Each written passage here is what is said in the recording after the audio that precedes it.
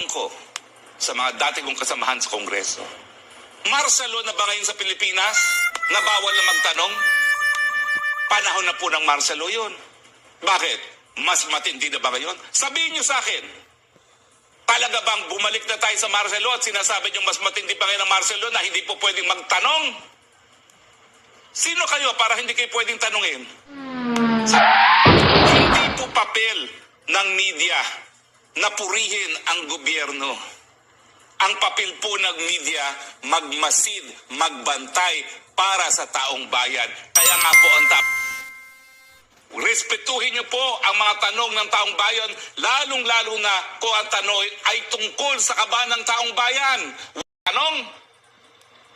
Sino kayo para hindi kayo pwedeng tanungin?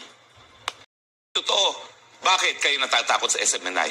Napakaliit naming broadcast outfit.